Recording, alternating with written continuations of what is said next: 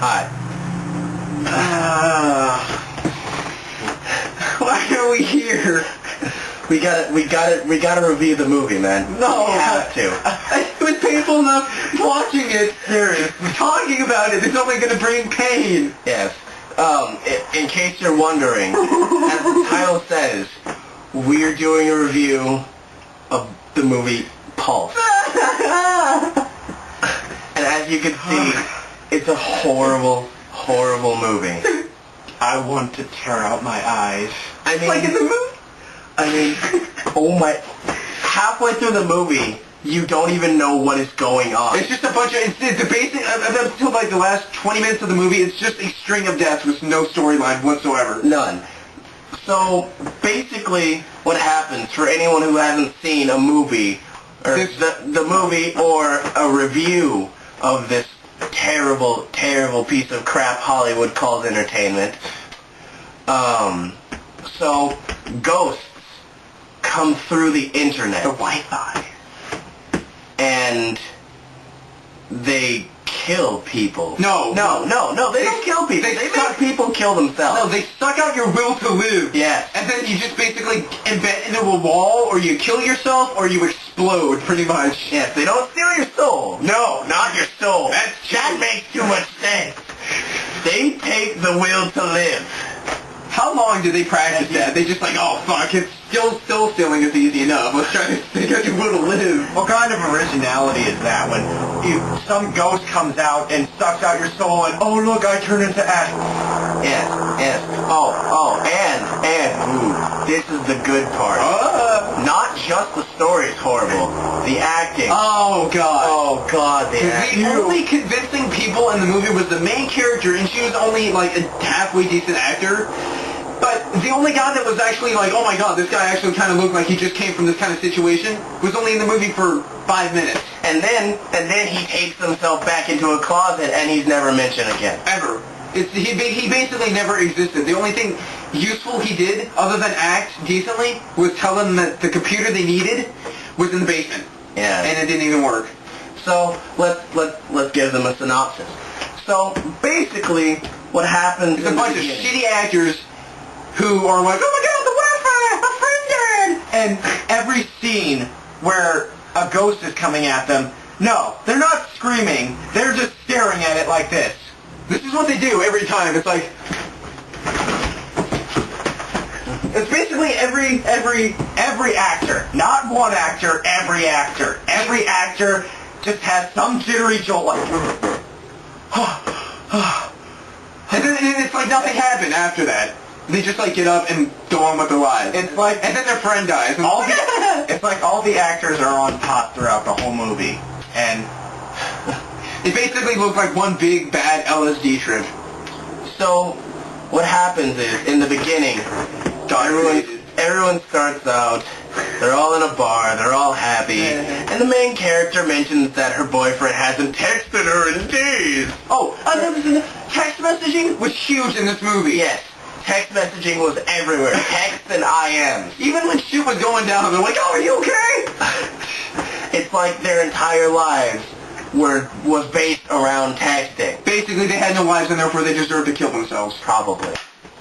So, she mentions that her boyfriend hasn't called her forever, that the relationship has been dumbed down to nothing but texting. Basically, which is basically every relationship nowadays. Yeah. So I can't see why she's bitching. But she's sad to the point where it's like she doesn't even care anymore.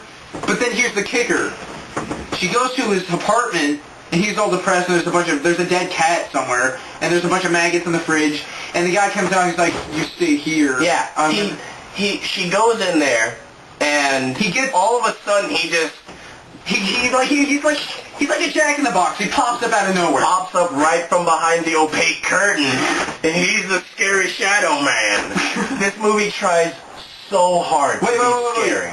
After he pops up, he goes over to the computer, takes the internet cord, wraps it around his hand, says, stay here. He goes down the hallway into a room. There's no sounds whatsoever. There's no sound. Absolutely no sound. And here's the kicker. What he's done is he's wrapped it around himself and hung himself. But no one can hear a body you know, Dangling it? swinging from... It's on a pipe too. It's a shitty apartment, and it's tied around a pipe. So it didn't break or anything. After she's exploring his house, she finds one, a dead cat, and two, she hears a sound that's not even possible to make. That is, it's not the sound of a suicide. It was that's not the sound of someone killing themselves. I've never personally witnessed someone killing themselves, but I highly doubt you hear that when someone kills themselves. Unless they were just like having a heart attack and they were choking themselves at the same time, they'd be like, so, jump to later on in the movie. So, what happens next is all the friends are texting each other, or no, they're not texting, they're IMing each other, which is the exact same thing, but over the internet. And then, the guy who killed himself starts sending them the message, help me. Copy pasta for the win. Oh, and then every 5 minutes, someone's at a computer screen and boom, a little message comes up. Do you want to see a ghost? Yeah.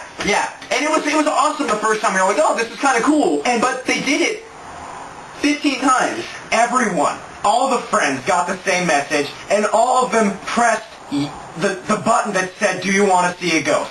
You don't think that someone would have the common knowledge to just press Control-Delete?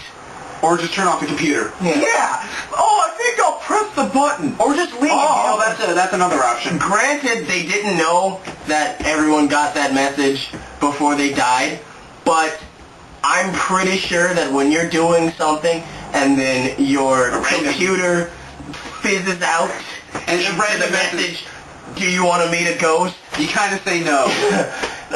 You either try and look for an X because it's probably a pop-up, or you click no or turn off your computer because it's either a virus or you're screwed. In this movie, it was the latter. It was actually both. Yeah. Oh yeah, the ghost turned out to be a computer virus that got out of the internet. Speaking of face palming, guess what? You can avoid getting your soul sucked out if you cover your eyes. Exactly. Here's you want to see how the ghosts kill you. Yeah, they scream at you, your face comes out onto them. But see, your spirit face. This is what happens if you're smart. Do it again. Exactly. Oh my goodness! Nothing! Yeah, so... You have a really high-pitched scream. So, basically, in order to save yourself, close your eyes. Just close your eyes. It's all a dream. But no one seems to know to do that. Which is pretty damn obvious. Oh, let me just stare into its mouth a little more. It's obviously scary, and usually the first reaction when something is scary, you either look away or you close your eyes, and no one ever seems to realize that. So, list of people who died in the movie. Just about everybody. Significant people, anyway. So, main character's boyfriend, her best friend, a friend of theirs, another friend of theirs, her psychiatrist. That poor bastard. Seriously. Bitch should have known to use some red tape. My line. Because that's for some reason the only thing that stops ghosts now that come from the internet. And then they get a package from the main character's dead boyfriend, and it says this stops them. Don't know why. And they don't tell you anything. And they don't even use it until way later. They don't figure this out until way later. Way later. Yeah. This movie just makes me want to, like, gouge out my eyes and shove them up my ass, because at least my ass would be a better view than that movie. This movie makes me want to play a game of suicide and win. This game makes me want to play some Superman 64. Did we just say this game or this movie? Fuck! Did we? I don't know. But that's not the point. No.